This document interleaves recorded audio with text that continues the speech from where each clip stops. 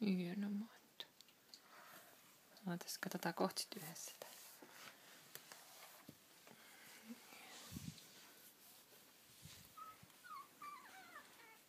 Nyt tuo väsyttää, koska tää.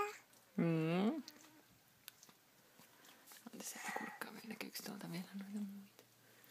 Nyt se yksi pötkele meni. Nyt mentiin mamma nostaa tuolta tänne. Yhden pötkön joku semmoisen jo takana. Niin, se oli siellä. Pieni marsu. Mun